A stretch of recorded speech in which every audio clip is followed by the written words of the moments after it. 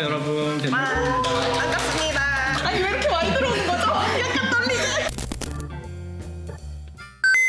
올해 3월까지 책이 3권이 나왔어요.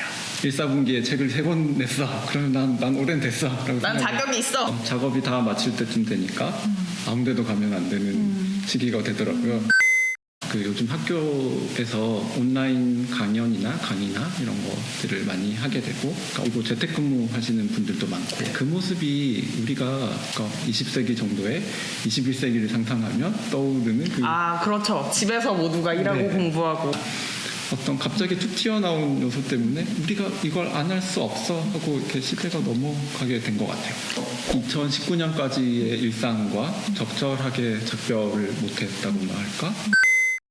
4월을 쓸 무렵 우린 뭔가 권위주의가 출현하는 거에 대해서 웃으면서 저항을 할 수 있을 거라고 생각을 했던 것 같아요.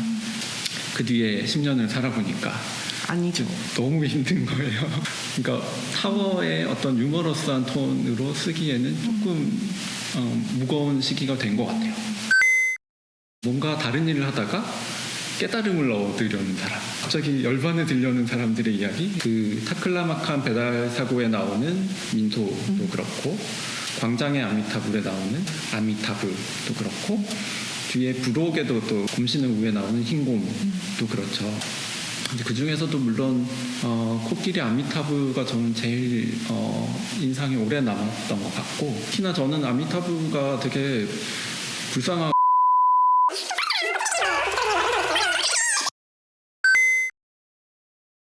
에세이를 쓰는 자아와 소설을 쓰는 자는 전혀 다른 자아입니다.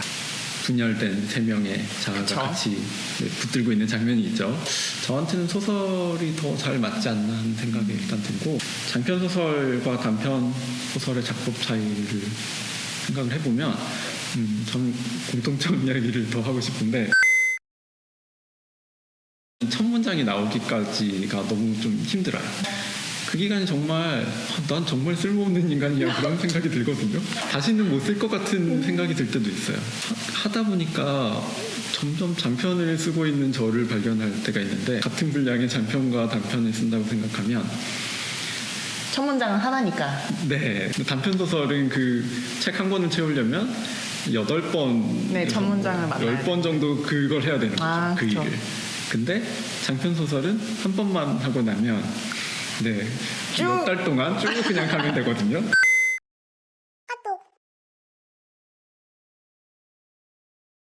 저도 물론 공감이 가고요. 전 세계 사람들이 다 똑같이 공감하고 있을 텐데, 좀 즐거움의 감각을 찾기가 힘든 시기죠. 그래서 무력해지기도 하고. 그러니까 저는 엔터테인먼트의 총량이 줄어든 시기라고 생각을 하거든요. 사실은 지금 시기를 생각을 해보면 되게 여러 가지가 재구성되고 있는 시대인 것 같아요. 그러니까 가깝게는 생활 방식부터 선진국이란 무엇인가 이런 생각 자체가 너무 달라졌어. 어떤 분은 이런 말씀을 하시더라고요. 그 엔터테인먼트로서의 공원이라는 거를 사람들이 재발견하게 될 것이다. 그러니까 산책이 엔터테인먼트라는 거예요. 이 산책이 너무 이렇게 절실해진 순간들이 네. 있었나 싶어요. 저도 정말 공감하거든요.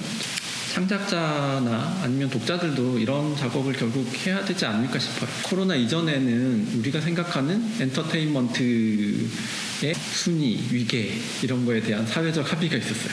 산책이 뭐가 엔터테인먼트야? 라고 생각을 했는데, 알고 있었던 것들까지 포함해서 되게 작은 것들까지 다 테이블 위에 올려놓고 이게 정말 즐거운 게 맞나? 이건 정말 즐겁지 않은 거였나?를 다시 살펴볼 기회가 된 것 같아요.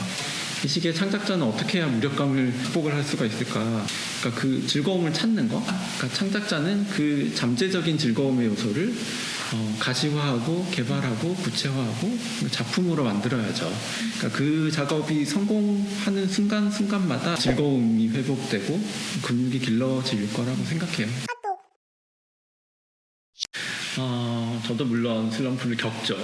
어제 제가 되게 재밌는 이야기를 봤는데, 슬럼프는 김연아나 김연경 이런 사람들이 겪는 거지 우리 같은 사람은 그냥 게으른 거야. 그러는데 게으른 거야? 너무 가혹하잖아요. 슬럼프를 그러니까 글이 안 나오는 기간이라고 생각하면 이야기를 할 수 있을 것 같아요.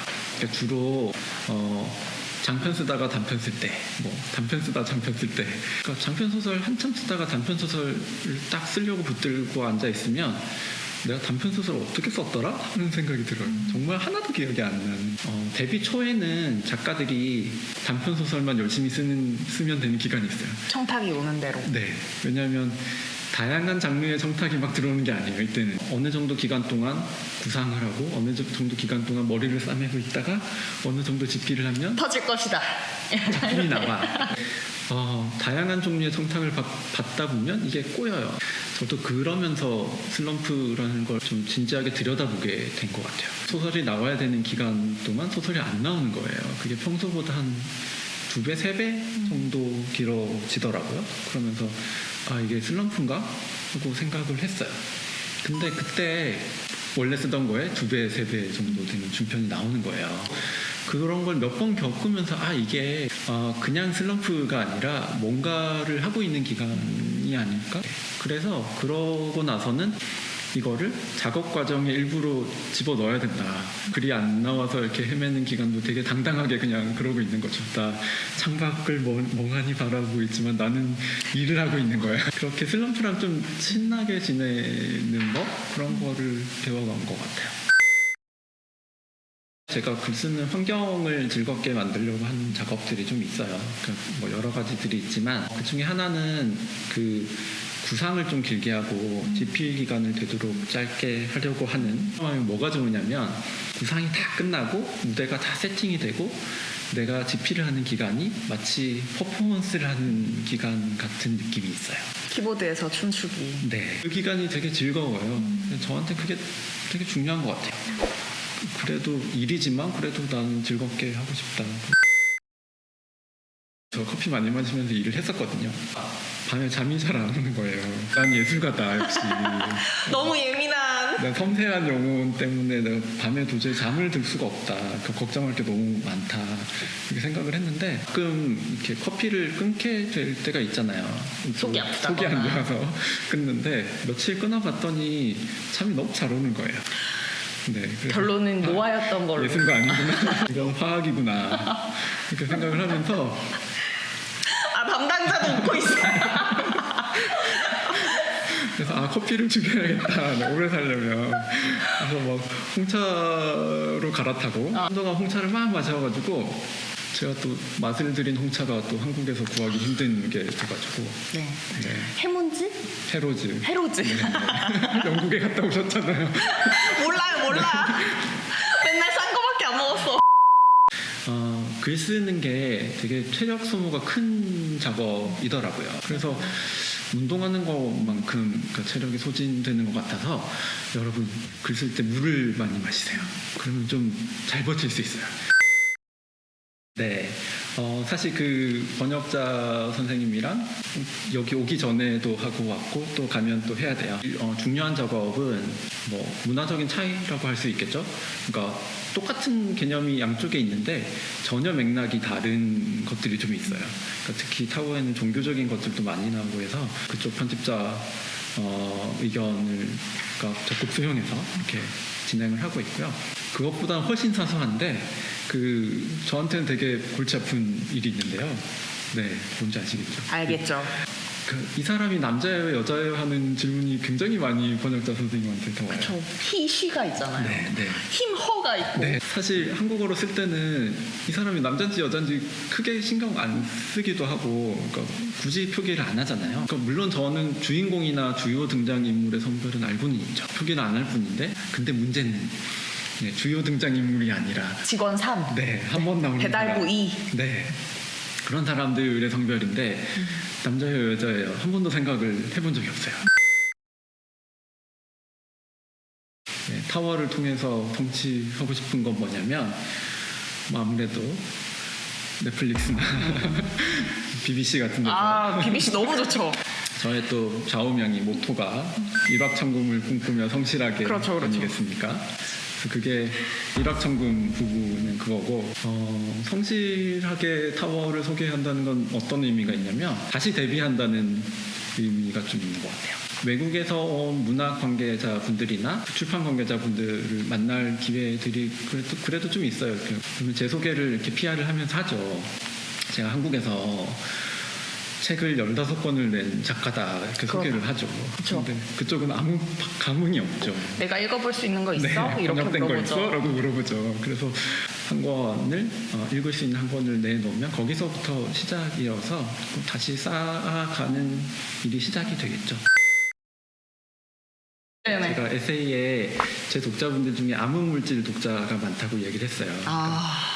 있는 건 알겠고 질량도 어마어마한데 검출은 안 되는 독자분들이 많으셨다고 이야기를 했더니 그 뒤로 저 여기 있어요 하고 제가 그 암흑물질 독자예요 하고 여기저기 흔적을 남기시는 분들이 여기 암흑 물질도 너무 맛있는 건.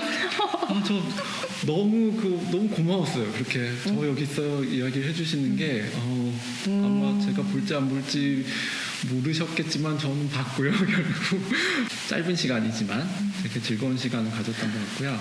여기 암흑 물질 여기요 네, 이렇게 말해주시는 감사합니다. 분들 너무 많아요. 네. 그러니까 이미 검출된 순간 암흑물질이 아니에요. 여러분 다 빛나고 있어요. 책을 내고 한동안 이렇게 못 만난 데서 되게 아쉬웠고요. 이렇게 되게 지금 우리 자연스럽게 앉아 있는 컨셉인데 되게 준비 많이 하고 앉아 있거든요. 리허설 3번 했어요. 네.